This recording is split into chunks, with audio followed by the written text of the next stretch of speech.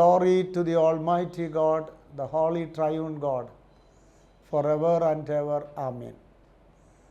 ത്രിയേക ദൈവത്തിൻ്റെ തിരുനാമത്തിൽ ശ്രോതാക്കളായ ഏവർക്കും സ്നേഹവന്ദനം ബലഹീനായി ഞാൻ അറിയിച്ചു കൊള്ളുന്നു. നോയമ്പും ഉപവാസവും പ്രാർത്ഥനയിലൂടെ ആത്മശരീര മനസ്സുകൾക്ക് വ്രതാനുഷ്ഠാനം വഴിയായി പുണ്യം പ്രാപിച്ചുകൊണ്ട് വളരെ ഒരുക്കത്തോടെയാണ് നാം കർത്താവിൻ്റെ കഷ്ടാനുഭവ സ്മൃതിയിലേക്ക്, പാഷൻ വീക്കിലേക്ക് പ്രവേശിക്കുന്നത്. എല്ലാ എപ്പിസ്കോപ്പൽ സഭകൾക്ക് മാത്രമല്ല, എല്ലാ ക്രിസ്ത്യാനികൾക്കും ഈ പാഷൻ വീക്ക് അഥവാ കഷ്ടാനുഭവ ആഴ്ച എന്നുള്ളത് വലിയ വലിയ പ്രാധാന്യമുള്ള ഒരനുഭവമാണ്. 40 നോയമ്പ് തന്നെ യഥാർത്ഥത്തിൽ അനുതാപത്തിൻ്റെ വലിയ ഉത്സവമാണ്. ഓരോ ദൈവ പൈതലും സ്വയം ഒരുങ്ങി ശുദ്ധീകരണം, ആത്മശരീര മനസ്സുകൾക്ക് ശുദ്ധീകരണം പ്രാപിക്കുന്ന വലിയ ഒരനുഭവമാണല്ലോ ഈ 40 ദിവസത്തെ നോയമ്പ്. 10 ദിവസം കർത്താവിൻ്റെ കഷ്ടാനുഭവത്തെ അനുസ്മരിക്കുകയും ആ ദിവസങ്ങളിൽ കർത്താവ് നമുക്കായി അനുഷ്ഠിച്ച എല്ലാ രക്ഷണീയ വ്യാപാരങ്ങളെ അനുസ്മരിക്കുകയുമാണ്. നമ്മുടെ കർത്താവിൻ്റെ പെസഹാനുഷ്ഠാനം അഥവാ പെസഹ പെരുന്നാൾ വിശുദ്ധ യോഹന്നാൻ്റെ സുവിശേഷത്തിൽ 3 പ്രാവശ്യം കൊടുത്തിട്ടുണ്ട്. യോഹന്നാൻ്റെ സുവിശേഷം 2-ാം അധ്യായം 13-ാം വാക്യം, 6-ാം അധ്യായം 4-ാം വാക്യം, 13-ാം അധ്യായം 1-ാം വാക്യം. ഒരുപക്ഷെ നമ്മുടെ കർത്താവിൻ്റെ പരസ്യ ശുശ്രൂഷ 3 വർഷമായിരുന്നു എന്നുള്ളതിന് ഒരു ഡോക്യുമെൻ്റായിട്ടാണ് 3 പെസഹ നമ്മുടെ കർത്താവ് അനുഷ്ഠിച്ചിരുന്നു. അതുകൊണ്ട് കർത്താവിൻ്റെ പരസ്യ ശുശ്രൂഷ 3 വർഷമായിരുന്നു എന്നുള്ളത് വേദപണ്ഡിതന്മാർ നിജപ്പെടുത്തിയിട്ടുള്ളത്. 3-ാമത്തെ പെസഹ പെരുന്നാളാണ് കർത്താവിൻ്റെ അന്ത്യ പെസഹ പെരുന്നാളായി നാം കണക്കാക്കുന്നത്. സമവീക്ഷണ സുവിശേഷകന്മാർ കർത്താവ് കുർബാന സ്ഥാപിച്ച പെസഹ പെരുന്നാളിനെ വളരെ വിശദമായിട്ട് വർണ്ണിക്കുന്നുമുണ്ട്. കർത്താവിൽ സ്നേഹിതരെ, ഇസ്രായേൽ ചരിത്രത്തിൽ ആണ് പെസഹ അനുഷ്ഠാനം നാം കാണുന്നത്. ഫറവോന്യ അടിമത്വത്തിലായിരുന്ന ഇസ്രായേൽക്കാരെ മോശ എന്ന വിമോചനങ്ങളിലൂടെ കർത്താവ് സ്വാതന്ത്ര്യം നൽകി വിമോചിപ്പിക്കുന്ന ആ വലിയ അനുഭവം, കുഞ്ഞാടിനെ അറുത്ത് സംഹാരദൂതനിൽ നിന്ന് രക്ഷപ്പെടുവാനുള്ള മാർഗമെല്ലാം ഇസ്രായേൽ ജനതയ്ക്ക് മോശ മുഖാന്തരമായി ദൈവം അരുളി ചെയ്തു. പഴയ നിയമ പെസഹ അനുഷ്ഠാനം ഒരുപക്ഷെ ഇസ്രായേലിൻ്റെ ചരിത്രത്തിൽ ഏറ്റവും അതുല്യവും നിർണായകവുമായ സംഭവമായിട്ടാണ് വേദപുസ്തക പണ്ഡിതന്മാർ മനസ്സിലാക്കുന്നത്. ഒരുപക്ഷെ നമ്മുടെ കർത്താവിൻ്റെ പുതിയ നിയമ പെസഹ ഈ പഴയ നിയമ പെസഹായുടെ തുടർച്ചയും, പഴയ നിയമ പെസഹ പുതിയ നിയമ പെസഹായുടെ നിഴലും പൊരുളും എന്നുള്ള നിലയിലാണ് പരിശുദ്ധ സഭ അതിനെ കണക്കാക്കുന്നത്. അതിൻ്റെ വിശദാംശങ്ങളിലേക്കൊന്നും ഞാൻ പോകുന്നില്ല. നമ്മുടെ കർത്താവ് പഴയ നിയമ പെസഹ തന്നിൽ പരിപൂർണമായി അനുഷ്ഠിക്കുകയും അത് ഒരു പുതിയ നിയമ പെസഹായായി കർത്താവ് രൂപാന്തരപ്പെടുത്തുകയുമാണ് ചെയ്യുന്നത്. പെസഹ എന്ന വാക്കിൻ്റെ അർത്ഥം ഒരുപക്ഷെങ്കിൽ കടന്നുപോക്ക്, രൂപാന്തരം എന്നൊക്കെ ഉണ്ട് എന്നുള്ളത് ഞാൻ ഓർപ്പിക്കുക. അതുകൊണ്ട് ഭൂതകാല യഹൂദന്മാരുടെ പെസഹ സംഭവം വർത്തമാനകാലത്തിൽ നമ്മുടെ കർത്താവിൻ്റെ സമയത്ത് താൻ പുതിയ നിയമ പെസഹായായി മാറ്റുകയും അത് ഇന്ന് നമ്മുടെ കാലത്ത് പഴയ നിയമ പെസഹായാകുന്ന പൊരുളിനെ പുതിയ നിയമ പെസഹ ആകുന്ന യാഥാർത്ഥ്യത്തിലേക്ക് കർത്താവ് മാറ്റിയത് നമ്മുടെ ജീവിതത്തിൽ കാലികമാക്കുകയാണ്. അതുകൊണ്ട് പെസഹ എന്നുള്ള അനുഷ്ഠാനത്തിന് പ്രത്യേകിച്ച് ക്രൈസ്തവ ജീവിതത്തിൽ ഒരുപാട് പ്രാധാന്യമുണ്ട്. അതിനൊരു ഭൂതകാലമുണ്ട്, അതിനൊരു ചരിത്രമുണ്ട്. കർത്താവിൻ്റെ കാലം അത് പുതുതായി പുതിയ നിയമ പെസഹായായി രൂപാന്തരപ്പെടുത്തുന്നു. അത് 2000 വർഷങ്ങൾക്കപ്പുറം നമ്മുടെ കർത്താവ് അനുഷ്ഠിച്ചതായ പെസഹായ ഇന്ന് ഓരോ ദൈവഭക്തനും, പ്രത്യേകിച്ച് ക്രൈസ്തവ വിശ്വാസികളും അത് നമ്മുടെ ജീവിതത്തിൽ കാലികമാക്കുകയാണ്. ഇതാണ് ക്രൈസ്തവ ഉത്സവങ്ങളുടെ എല്ലാം അടിസ്ഥാനം. ഓരോ കൂദാശയും നമ്മുടെ കർത്താവിൻ്റെ രക്ഷണ്യ വ്യാപാരങ്ങൾ നമ്മുടെ സ്വന്തം ജീവിതാനുഭവമാക്കി കാലികമാക്കുന്ന വലിയൊരു തത്വം ഓരോ കൂദാശയ്ക്കും ഓരോ പെരുന്നാളിനും, പ്രത്യേകിച്ച് ഇന്ന് നാം ചിന്തിക്കുന്ന ഈ പെസഹ പെരുന്നാളിനുമുണ്ട് എന്നുള്ളത് ആമുഖമായി ഞാൻ ഓർപ്പിക്കുകയാണ്. പെസഹ പെരുന്നാൾ എന്നുള്ളത് ഒരു വസന്തോത്സവമായിട്ടാണ് വേദപുസ്തകത്തിൽ നിന്ന് നാം മനസ്സിലാക്കുന്നത്. അതായത് ശൈത്യകാലത്തിന് ശേഷം വിൻ്റർ സീസണൊക്കെ കഴിഞ്ഞ് നീസാൻ മാസത്തിൽ, അതായത് ഇപ്പോഴത്തെ നമ്മുടെ ഇംഗ്ലീഷ് കണക്കനുസരിച്ച് ഏപ്രിൽ മാസത്തിൽ അത് ഒരു ഹാർവസ്റ്റ് ഫെസ്റ്റിവലായി കൊണ്ടാടുകയാണ്.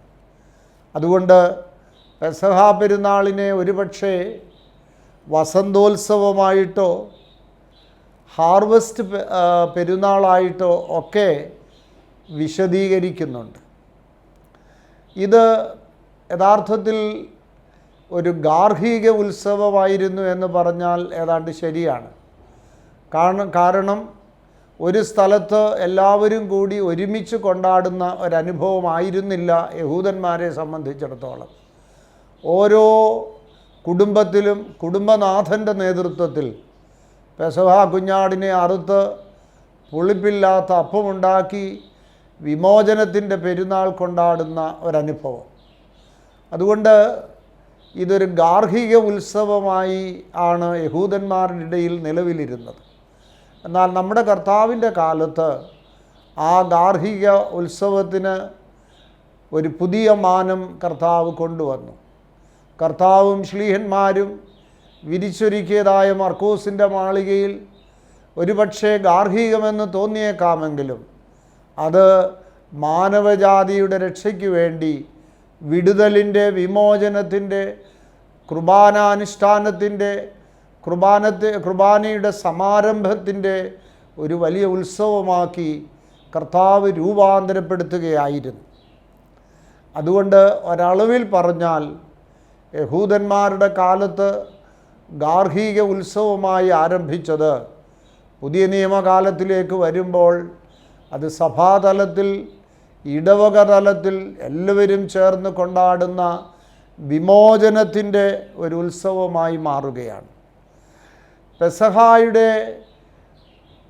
പൂർത്തീകരണം യഥാർത്ഥത്തിൽ യേശുവാകുന്ന കുഞ്ഞാടിൽ എത്തിപ്പെടുകയാണ്.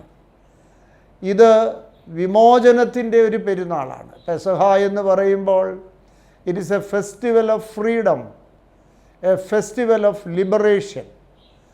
പാപത്തിൻ്റെയും അധർമ്മത്തിൻ്റെയും തിന്മയുടെയും നീരാളിപ്പിടുത്തത്തിൽ നിന്ന് വിമോചനം പ്രാപിച്ച് ദൈവിക മമതയിലേക്കും ദൈവിക സ്നേഹത്തിലേക്കും ദൈവിക ജീവിതാനുഭവത്തിലേക്കുമുള്ള ഒരു വലിയ വിടുതൽ. പാപത്തിൽ നിന്ന്, തിന്മകളിൽ നിന്ന്, ദുഷ്ടക്കൂട്ടുകെട്ടുകളിൽ നിന്ന്, അശുദ്ധമായ ബന്ധങ്ങളിൽ നിന്നുള്ള ഒരു വിടുതലിൻ്റെ ഉത്സവമായി വേണം നാം ഈ പെസഹ പെരുന്നാളിനെ കൊണ്ടാടുവാൻ. പഴയ നിയമ കുഞ്ഞാടിൽ ആരംഭിച്ച് പുതിയ നിയമ കുഞ്ഞാടാകുന്ന യേശു തമ്പുരാനിൽ ഈ പെസഹ പൂർത്തീകരിക്കപ്പെടുകയാണ്. പഴയ നിയമത്തിൽ അറുക്കപ്പെടുന്ന കുഞ്ഞാടിൻ്റെ രക്തം വാതിലിൻ്റെ കട്ടിളപ്പടികളിൽ പൂശി സംഹാരദൂതനിൽ നിന്ന് രക്ഷപ്പെടുന്നെങ്കിൽ, പുതിയ നിയമത്തിൽ യേശുവാകുന്ന ആ കുഞ്ഞാടിൻ്റെ തിരുരക്തം നമ്മുടെ വായിലും അധരങ്ങളിലും നമ്മുടെ ജീവിതത്തിൽ തളിച്ച് തിന്മകളിൽ നിന്നുള്ള സമ്പൂർണമായൊരു വിമോചനമാണ് ലക്ഷ്യമിടുന്നത്. അതുകൊണ്ട് സഭയായി, കുടുംബമായി, വ്യക്തികളായി ഇത് വിമോചനത്തിൻ്റെ ഒരു മഹാ ഉത്സവമായി രൂപാന്തരപ്പെടുത്തണം. പെസഹായുടെ കാലിക പ്രസക്തി പ്രിയപ്പെട്ട സ്നേഹിതരെ ഇതാണ്. ഇത് ഒരു വിമോചനത്തിൻ്റെ ഉത്സവമാക്കി മാറ്റുമ്പോൾ ഇത് ജീവിതത്തിൽ അതിനർത്ഥമുണ്ടാകും. വിമോചനമില്ലെങ്കിൽ പെസഹ കേവലം ഒരു അനുഷ്ഠാനമോ കേവലം ഒരു ചടങ്ങോ ആയി അധപ്പതിക്കും. അതുകൊണ്ട് വീണ്ടും ഞാൻ ഓർപ്പിക്കട്ടെ, ഇന്ന് ലോകത്തിൽ അസമാധാനം വാഴുന്ന ഒരു സാഹചര്യമാണ്. പേർഷ്യൻ പ്രദേശങ്ങളിലും പാശ്ചാത്യ പ്രദേശങ്ങളിലും ഒക്കെയും യുദ്ധം നടക്കുകയാണ്. എവിടെയും അസമാധാനമാണ്. സമൂഹത്തിൽ അധാർമികതയുടെ വളർച്ച നാം ഉദ്ദേശിക്കുന്നതിനേക്കാൾ പെരുപ്പത്തിലായിരിക്കുന്നു. സ്വാർത്ഥതയും കൊടികുത്തി വാഴുന്ന സ്വജനപക്ഷപാതവും പരസ്പരമുള്ള വൈര്യവും ഒക്കെ ഇന്ന് സമൂഹത്തിൽ വർദ്ധിച്ചിരിക്കുന്നു. മീഡിയ നല്ലതാണ്. മീഡിയ നന്മകൾ പ്രചരിപ്പിക്കുന്നതിൽ, സത്യം അറിയിക്കുന്നതിൽ മീഡിയ ബദ്ധശ്രദ്ധമാകുമ്പോൾ അത് മീഡിയ അനുഗ്രഹമായിത്തീരും. എന്നാൽ തെറ്റായ കാര്യങ്ങൾ പ്രചരിപ്പിക്കപ്പെടുമ്പോൾ മീഡിയ തിന്മകളുടെ പ്രസക്തി വർദ്ധിപ്പിക്കുന്ന ഒരനുഭവമായി മാറുകയാണ്. നാം ജീവിക്കുന്നത് സത്യാനന്തര കാലമാണ്, പോസ്റ്റ് ട്രൂത്ത് ഏജ്. അസത്യവും അർത്ഥസത്യവും ഉണ്മയായി സത്യമായി പ്രചരിപ്പിക്കുവാൻ ഇന്ന് മീഡിയയ്ക്ക് സാധിക്കും. അതുകൊണ്ട് വളർന്നു വരുന്ന തലമുറ ഈ മീഡിയയുടെ ദുഷ്ടമായ നീരാളിപ്പിടുത്തത്തിൽ അമർന്നു പോകാതെ നല്ല മീഡിയയെ സ്വീകരിക്കുകയും ഉപയോഗിക്കുകയും വേണ്ടാത്ത തിന്മയുടെ മാതൃകയുള്ള മീഡിയകളിൽ നിന്നുള്ള സ്വാതന്ത്ര്യവും പ്രാപിക്കേണ്ടത് ഒരളവിൽ ശരിയാണ്. എല്ലാ അർത്ഥത്തിലും സഭയായി, സമൂഹമായി, ലോകമായി, രാജ്യമായി, കുടുംബങ്ങളായി, വ്യക്തികളായി ഇത് വലിയൊരു വിമോചനത്തിൻ്റെ അനുഭവമാകണം. തിന്മകളിൽ നിന്ന്, അധർമ്മങ്ങളിൽ നിന്ന് ഒക്കെ നാം വിമോചിതരാകുമ്പോൾ നമുക്ക് സന്തോഷവും സമാധാനവും ഉണ്ടാകും. അതുകൊണ്ട് ഈ വിമോചനത്തിൻ്റെ പെരുന്നാൾ നമ്മുടെ ജീവിതത്തിൽ കാര്യമാത്ര പ്രസക്തമായി നാം ആക്കുന്നില്ലെങ്കിൽ ഇത് കേവലം ചടങ്ങായി അധപ്പതിക്കും. അതുകൊണ്ട് വാത്സല്യമുള്ള സഹോദരങ്ങളെ, നമ്മുടെ വ്യക്തി ജീവിതത്തിൽ നമ്മെ നശിപ്പിക്കുന്ന, നമ്മെ അടിമത്വത്തിലാക്കുന്ന തിന്മകളോട് വിട പറഞ്ഞ് നന്മയിൽ വളരുവാനുള്ളൊരു വിമോചനത്തിൻ്റെ പെരുന്നാളായി ഇത് തീരട്ടെ എന്ന് ഞാൻ ആശംസിക്കുകയാണ്. 4 സന്ദേശങ്ങൾ വളരെ ഹ്രസ്വമായി ഒന്ന് പങ്കിട്ടുകൊണ്ട് എൻ്റെ ഈ ലഘുപ്രസംഗം ഞാൻ അവസാനിപ്പിച്ചു കൊള്ളാം. ഒന്നാമത്തെ സന്ദേശം മറ്റൊന്നുമല്ല, പെസഹ പെരുന്നാൾ നമ്മെ ഓർപ്പിക്കുന്നത് ഉടമ്പടിയും വിമോചനവുമാണ്.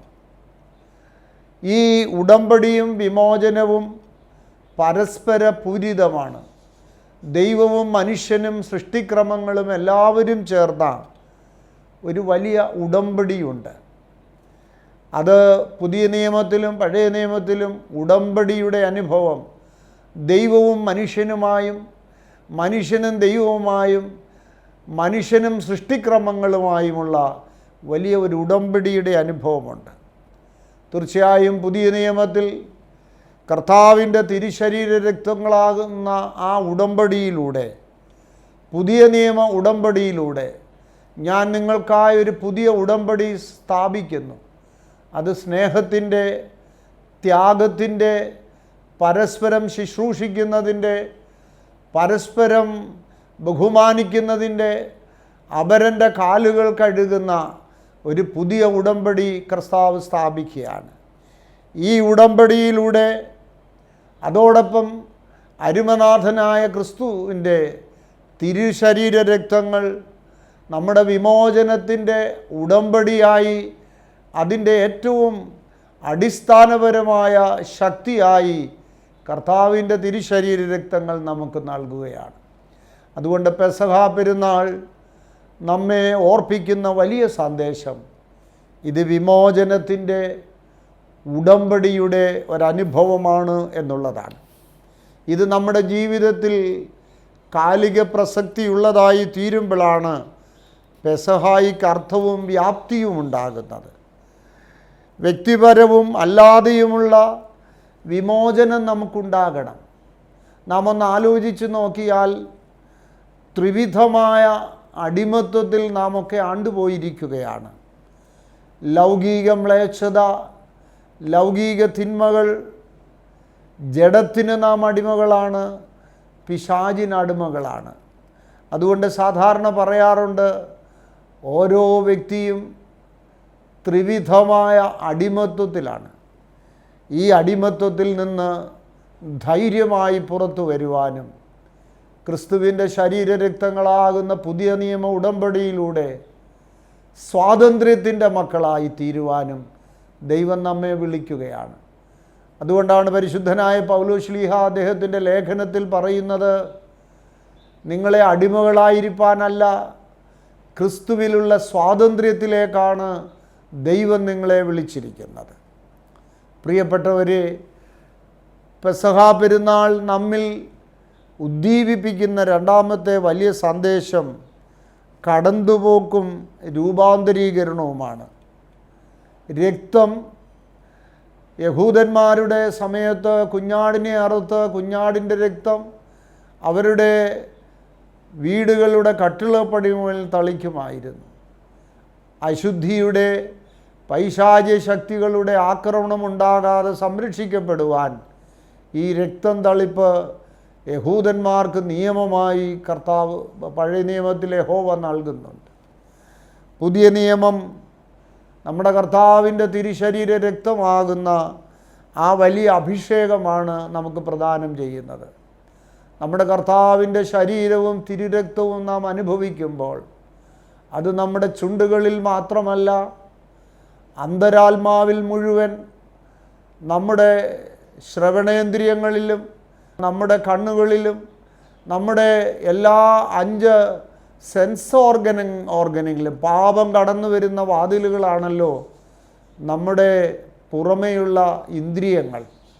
ആ ഇന്ദ്രിയങ്ങളിലെല്ലാം നമ്മുടെ കർത്താവിൻ്റെ തിരുശരീര രക്തവും നാം അനുഭവിക്കുമ്പോൾ അത് നമ്മെ മുഴുവൻ തളിക്കുന്ന, നമ്മുടെ അന്തരാത്മാവിനെ, ആന്തരിക ജീവിതത്തെ ശുദ്ധീകരിക്കുന്ന ഒരു തളിപ്പായി തീരുകയാണ്.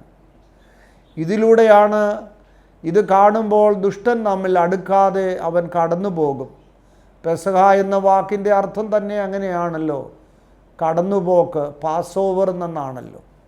അതുകൊണ്ട് നമ്മോട് ദുഷ്ടൻ തിന്മകളുടെ ശക്തി അടുക്കാതെ വണ്ണം ക്രിസ്തുവിൻ്റെ രക്തത്താൽ അഭിഷേകം ചെയ്യുവാൻ ഈ പെസഹ പെരുന്നാളിൽ സാധിക്കണം. അതുമൂലം നമ്മളിൽ രൂപാന്തരീകരണം കൂടെ ഉണ്ടാവുകയാണ്.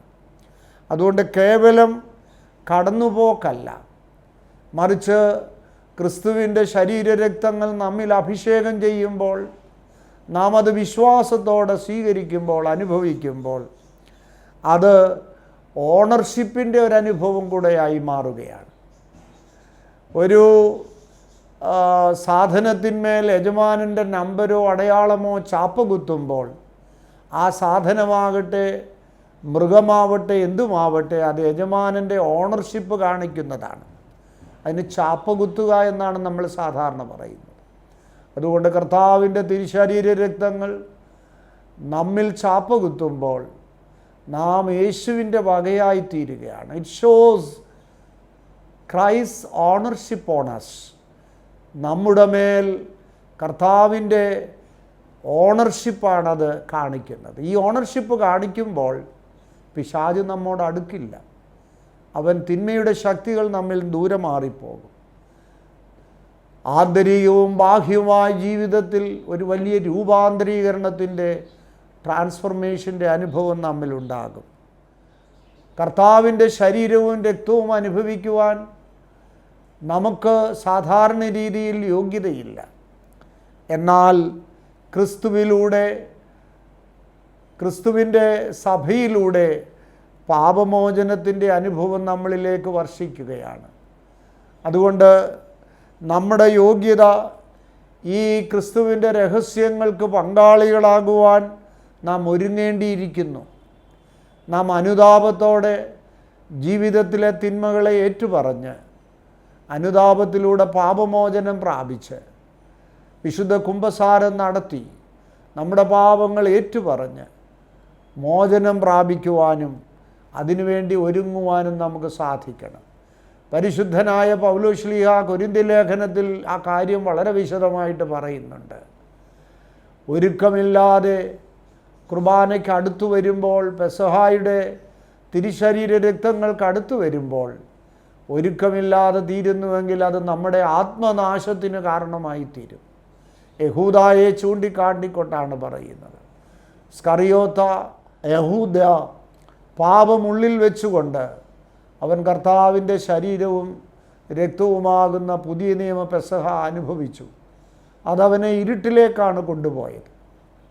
അതുകൊണ്ട് പ്രിയപ്പെട്ടവരെ, കഴുകലും ദിവ്യരഹസ്യങ്ങൾക്ക് പങ്കാളികളുമായി തീരുവാൻ തക്കവണ്ണം ഈ പെസഹ പെരുന്നാളിൽ അനുതാപത്തോടെ കണ്ണുനീരോടെ ദൈവസന്നിധിയിലേക്ക് നമുക്ക് അടുത്തു വരാം.